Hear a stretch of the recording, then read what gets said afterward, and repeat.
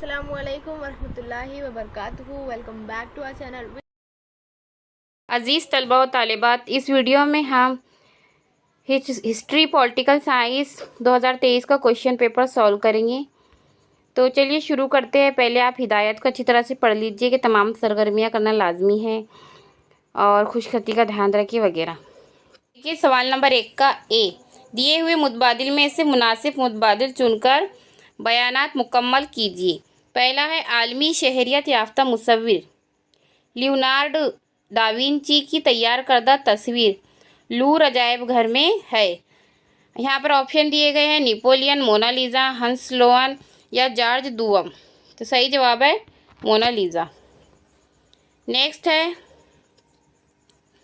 Thomas cook ने खाली जगह बेचने की एजेंसी का कारोबार शुरू किया। सही जवाब है सयाहत की टिकटें। तीसरा देखिए 19वीं सदी में ख़वातीन के मुतालिक लिखने वाले मुसन्निफ़ैन में खाली जगह का नाम नुमाया है। सही जवाब है ताराबाई शिंदे। बी है दर्ज झैल गलत जोड़ी पहचान कर दोबारा लिखिए। एक तरफ शहरों के नाम दिए गए हैं, दूसरी तरफ लाइब्रेरी।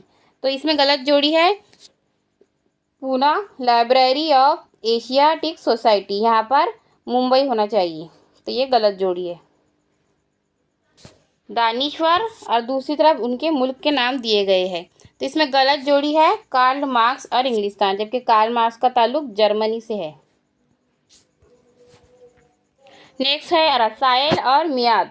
तो इसमें गलत जोड़ी है सहमारी और दो यानी 2 महीने। सही माही यानी कि 3 महीने होता है। तो ये जोड़ी गलत है।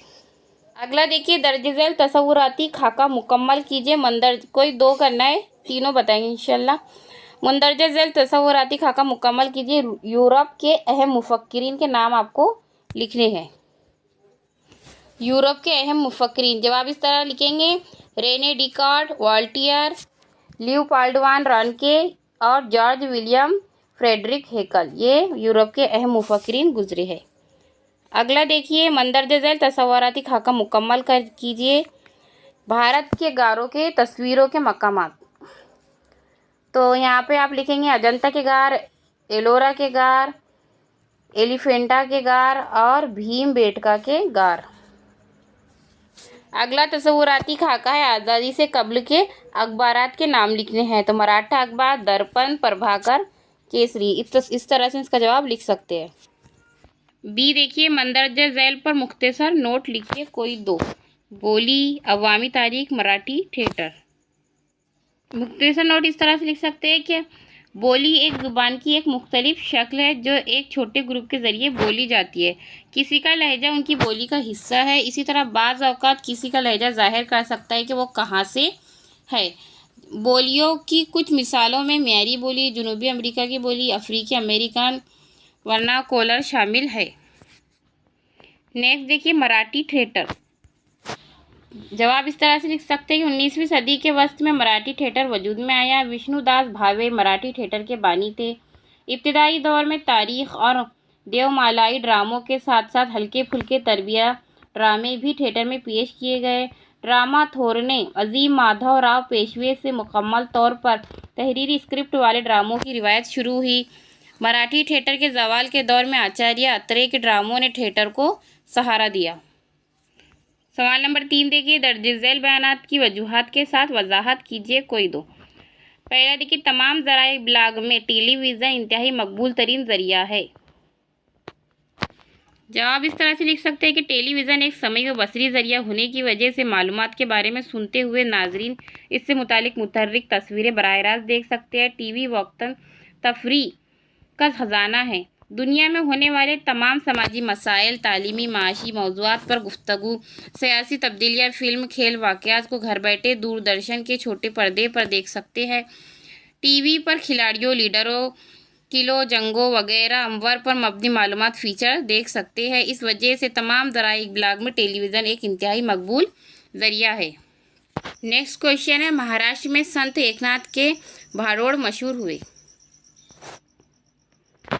जवाब इस तरह से लिख सकते हैं पॉइंट वाइज। संत एकनाथ ने लोगों को तालीम देने के लिए कई भाड़ोड़ लिखे। उन भाड़ोड़ों में ड्रामायत का उनसर और उनके मौज़ूआत पर तनू था। मज़ा के ज़रिए लोगों को तालीम देने और नसीहत करने का तरीका लोगों को पसंद आया। ये भाड़ोड़ धुन पर गाए जा सकते थे, इसकी वजह से अवामी मौसीकी की मदद से उन्हें गाया जाता था। अमली ज़िंदगी की सीधी सादी मिसालों को मज़ा के रंग में तख्लीक करने की वजह से संत एकनाथ के भाड़ोड़ मशहूर व मकबूल हुए। तीसरा है आयुर्वेदिक मुआवजे के लिए गैर मुल्की सयाह भारत आते हैं। इसके बारे में आप दिल से भी लिख सकते हैं कि आयुर्वेदिक और योगा का भारत में जो चलन है, इसे पूरी दुनिया में काफ़ी मकबूलियत मिली है, जिसकी वजह से सयाह भारत आने लगे हैं। अगला सवाल देखिए, मेजर ध्यानचंद को हॉकी का जादूगर कहा जाता है। मेजर ध्यानचंद के बारे में आप लिख सकते हैं कि मेजर ध्यानचंद भारतीय हॉकी के खिलाड़ी और कप्तान थे। उनकी कप्तानी में 1936 में भारतीय हॉकी टीम ने बर्लिन में मुनक्किदा ओलंपिक में गोल्ड मेडल जीता। इसके अलावा इससे पहले 1928 और 1932 में भी भारतीय हॉकी टीम ने गोल्ड मेडल जीते थे। इस वक्त ध्यानचंद भारतीय हॉकी टीम के रुकन थे। इनकी यौम पैदाइश 29 अगस्त को कौमी खेल के दिन के तौर पर मनाया जाता है। उन्हें हॉकी का जादूगर कहा जाता है। 1956 में हॉकी के शोबे में उनके कारनामों के एतराफ़ में उन्हें पद्म भूषण एजाज़ से नवाजा गया। सवाल नंबर 4 देखिए, दर्ज झैल इबारत को बगौर मुताला कीजिए और नीचे दिए हुए सवालात के जवाब लिखिए। खेलों और यूनानियों के दरमियान रिश्ता कदीम ज़माने से कायम है। खेलों को बाकायदा और मुनज़्ज़म शक्ल यूनानियों ने ही दी है। दौड़, थाली फेंक, रथ और घुड़दौड़, कुश्ती, मुक्केबाजी के मुकाबले वगैरह यूनानियों ने शुरू किए। खेलों के मुकाबले कदीम ओलंपिक यूनान के शहर ओलंपिया में मुनक्किद किए जाते थे। इन मुकाबलों में हिस्सा लेना और जीत हासिल करना बाअस फ़ख्र समझा जाता था। इस पर आपको सवालात पूछे गए हैं। पहला सवाल है, कदीम ओलंपिक खेलों के मुकाबले किस शहर में मुनक्किद किए जाते थे? तो देखिए जवाब यही मौजूद है, यूनान के शहर ओलंपिया में मुनक्किद किए जाते थे। दूसरा सवाल है, खेल और यूनानियों के दरमियान रिश्ता किस ज़माने से कायम हो गया था? तो कदीम ज़माने से ही खेलों और यूनान के दरमियान रिश्ता कायम हो गया था। अगला सवाल है, ओलंपिक खेलों से मुताल्लिक अपनी राय पेश कीजिए। आप जो भी ओलंपिक खेलों के बारे में जानते हैं, समझते हैं, उसके मुताल्लिक आपको अपनी राय पेश करनी है। मुख्तसरन जवाब इस तरह से लिख सकते हैं कि जदीद ओलंपिक खेल या ओलंपिक्स आलमी सतह पर खेलों के मकबूल तरीन मुकाबले हैं, जो मौसम गर्मा और मौसम सरमा के खेलों पर मुश्तमिल होते हैं और इनमें दुनिया भर से हज़ारों खिलाड़ी हिस्सा लेते हैं। ओलंपिक खेलों को दुनिया का अहम तरीन मुकाबला तस्वुर किया जाता है, जिसमें 200 से ज़ायद अक़वाम शरीक होते हैं और खेलों में मौसम सरमा और मौसम गर्मा के मुकाबले हर 4 साल बाद मुनक्किद होते हैं, यानी 2 ओलंपिक मुकाबलों के दरमियान 2 साल का वक्फा होता है। ये मुकाबले कदीम ओलंपिक खेलों से मुतासिर है। सवाल नंबर 5 देखिए, सवालात के मुफस्सिल जवाब लिखिए, कोई दो। यहाँ पे 4 सवालात दिए गए हैं आपको, जैसे कि ये सवाल है, तारीख के माख़ज़ हिफाजत के लिए कम अज़ कम 6 तरीके बताइए, जो आपके तारीख के आखिरी सबक में इसके जवाबात मौजूद है। तीसरा देखिए, सयाहत से मुताल्लिक़ पेशा वाराना शुबों की वजाहत कीजिए। ये 3 नंबर के लिए एक सवाल है, तो इसका जवाब आपको थोड़ा बड़ा लिखना पड़ेगा। जवाब इस तरह से लिख सकते हैं आप, पॉइंट वाइज सयाहत से मुतालिक दर्जेदार पेशा वाराना शोबे है। सयाहों के रहने के लिए क़याम गाहें कायम करके कारोबार करना, खाने की चीज़ों की दुकानें, होटलें वगैरह कारोबार, दस्ती सनत और घरेलू सनत और इन्हें फ़रोख्त के लिए दुकानें, सयाहों की आमदोरफ्त के लिए बस, रिक्शा, टैक्सी वगैरह की सनत, ट्रैवलिंग एजेंट, फ़ोटोग्राफ़र, गाइड, मकामात की मालूमात शाये करने वाले, ये तमाम पेशा वाराना शोबे हैं जो सयाह से मुतालिक हो सकते हैं। नेक्स्ट क्वेश्चन देखिए, मुहाफिज खानों के इंतज़ामिया में कौन से काम अहम होते हैं? जवाब इस तरह से लिख सकते हैं, मुहाफिज खानों की इंतज़ामिया में दर्ज झैल काम अहम होते हैं। अहम इंदराजात के हामिल कागजात में कोई तब्दीली किए बगैर महफूज रखना, कागजात की दर्जाबंदी करके फहरिस्त तैयार करना, पुराने कागजात की दीमक, मरतूब, आब व हवा से हिफाजत करना, रिकॉर्ड के इंतज़ाम से मुतालिक इस्लाहशुदा तरीक़ा में अमल में लाना, कौम का तहज़ीबी और तारीख़ी शुदा व अगली नस्ल के लिए महफूज रखना। अजीज़ तलबा, सवाल नंबर 6 से सियासत के सवालात शुरू होते हैं। ये शुरू करने से पहले हम आपको बता देते हैं कि इस क्वेश्चन पेपर का PDF हमारे टेलीग्राम चैनल पर मौजूद है, जिसकी लिंक डिस्क्रिप्शन में दी गई है। इसके अलावा हमने 2023 का उर्दू का क्वेश्चन पेपर 80 नंबर का पूरा सॉल्व किया है, आप जाके देख सकते हैं। पहला है, झैल के किस कानून के ज़रिए ख़वातीन को अपनी आज़ादी बरकरार रखने और ज़ाती तरक्की के लिए साजगार माहौल फराहम किया जाता है? सही जवाब है जहेज़ मुखालिफ कानून।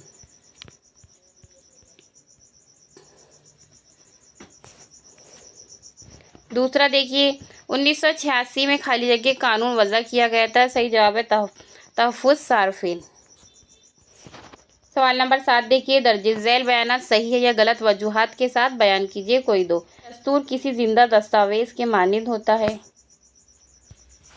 जवाब लिखेंगे ये बयान बिल्कुल सही है, क्योंकि दस्तूर तहरीरी शक्ल में होने के बावजूद किताब में बंद नहीं है, बल्कि सब पर जाहिर है। बदलते हुए हालात के मुताबिक दस्तूर में तरमीम करने का हक पार्लियामेंट को हासिल है। दस्तूर के बुनियादी ढांचे को नुकसान पहुंचाए बगैर अवाम की ख्वाहिशात पूरी करने के लिए पार्लियामेंट इसमें तरमीम कर सकती है, और दस्तूर की लचकदार खुसूसियात की वजह से इसकी हैसियत किसी जिंदा दस्तावेज की मानिंद है। दूसरा देखिए, मखसूस हालात में इलेक्शन कमीशन किसी हल्का इंतखाब में दोबारा इंतखाब करवाता है? तो जवाब लिखेंगे कि ये बयान भी सही है। बाज़ औक़ात विधानसभा लोकसभा का कोई रुकन अपनी नुमाइंदगी से इस्तीफ़ा दे देता है, या किसी रुकन का अचानक इंतकाल हो जाता है। किसी मुंतखब रुकन ने पार्टी तब्दील की तो पार्टी बदल मुखालिफ कानून के मुताबिक इसकी रुकनीत रद्द हो जाती है। ऐसी सूरत में ये सवाल पैदा होता है कि इस हल्का इंतखाब का काम कौन करेगा। इस वजह से इलेक्शन कमीशन इस जगह के लिए ज़िमनी इलेक्शन करवाता है। तीसरा देखिए, तहरीक के लिए मजबूत क़यादत की ज़रूरत नहीं होती। जवाब लिखेंगे ये बयान गलत है, क्योंकि कोई भी तहरीक क़यादत ही की वजह से फ़ाल रहती है और वसी होती है। तहरीक की कामयाबी और नाकामी का इन्हिसार भी मजबूत क़यादत पर होता है। तहरीक के प्रोग्राम, एहतजाज की सिमत और शिद्दत कम या ज़्यादा करना, इस बारे में मजबूत क़यादत ही मुनासिब फ़ैसला कर सकती है। मजबूत क़यादत ही लोगों तक पहुँचकर अवामी हिमायत हासिल कर सकती है और तहरीक के असरात को बढ़ा सकती है। इसलिए तहरीक के लिए मजबूत क़यादत की ज़रूरत होती है। सवाल नंबर 8 का ए देखिए, दर्ज झैल तस्वुरात को वाज़ेह कीजिए कोई एक। दोनों देखेंगे इंशाल्लाह। कौमी पार्टी और बदउनवानी। कौमी पार्टी, कौमी सतह पर फ़ाल पार्टी को कौमी पार्टी कहते हैं। कौमी पार्टी की हैसियत से मंजूरी हासिल करने के लिए इलेक्शन कमीशन ने दर्ज झैल शराइत तय की है। कम अज़ कम 4 रियासतों में पिछले लोकसभा के इलेक्शन में या विधानसभा के इलेक्शन में कम अज़ कम 6% वोट हासिल करना ज़रूरी है, या कम अज़ कम 4 रुकन लोकसभा के लिए मुंतखब होना ज़रूरी है। पिछले लोकसभा के इलेक्शन में कम अज़ कम 3 रियासतों में मजमूई तौर पर कुल नशिस्तों की 2% नशिस्त मुंतखब होना ज़रूरी है। तीसरा लिखेंगे, कम अज़ कम 4 रियासतों में रियासती सतह की पार्टी की हैसियत से मंजूरी मिलना ज़रूरी है। नेक्स्ट पॉइंट है बदउनवानी। कानून के मुताबिक वाजिबी से ज़्यादा पैसे लेना, दूसरों को ठगना बदउनवानी कहलाता है। बदउनवानी समाजी, सियासी, मजहबी, सरकारी गर्जिया के हर सतह पर बदउनवानी होती है। इख्तियारात का गलत इस्तेमाल भी एक तरह की बदउनवानी है। इंतखाबात में गलत काम या गड़बड़ी करना, रिश्वत देना लेना, माल का ज़ख़ीरा करके ज़्यादा कीमत पर फ़रोख्त करना वगैरह बदउनवानी कहलाती है। भारत में अवामी और निजी शोबों में बदउनवानी संगीन मसला बन गई है। बी देखिए, दी गई हिदायत के मुताबिक अमल कीजिए कोई एक।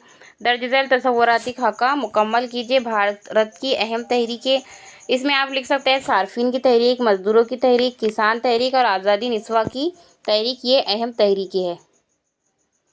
अगला तस्वुराती खाका करना है, हालांकि आपको कोई एक ही करना है। तो ये दूसरा देखिए, भारत की इलाकाई पार्टियाँ। तो इलाकाई पार्टियाँ में शिवसेना जो कि महाराष्ट्र में, समाजवादी पार्टी, शेतकरी कामगार पक्ष और BRS जो कि तेलंगाना में इलाकाई पार्टी है। लास्ट क्वेश्चन है, दर्ज झैल सवालात के जवाब मुख्तसर लिखिए कोई एक। पहला देखिए, समाजी इंसाफ कायम करने से क्या मुराद है? दूसरा, आज़ादाना माहौल और मुनसफाना तरीके से इलेक्शन करवाने में किन चैलेंजों का सामना करना पड़ता है? तो कोई एक ही करना है। लास्ट क्वेश्चन देखिए, समाजी इंसाफ कायम करने से क्या मुराद है। जवाब इस तरह से लिख सकते हैं कि समाजी इंसाफ कायम करने से मुराद जिन समाजी ख्यालात की वजह से नाइंसाफ़ी पैदा होती है उन्हें दूर करना। ज़ात पात मज़हब नस्ल जाए पैदाइश दौलत वगैरह पर मबनी आला व अदना का भेदभाव करते हुए मसावी सलूक करना। सब लोगों को तरक्की के मसावी मौके फराहम करना वगैरह। अज़ीज़ तलबा व तालिबात, यहाँ पर इस क्वेश्चन पेपर का इख्तिताम होता है। उम्मीद है वीडियो आपको पसंद आया होगा। वीडियो को लाइक कीजिए, शेयर कीजिए और चैनल को सब्सक्राइब कीजिए।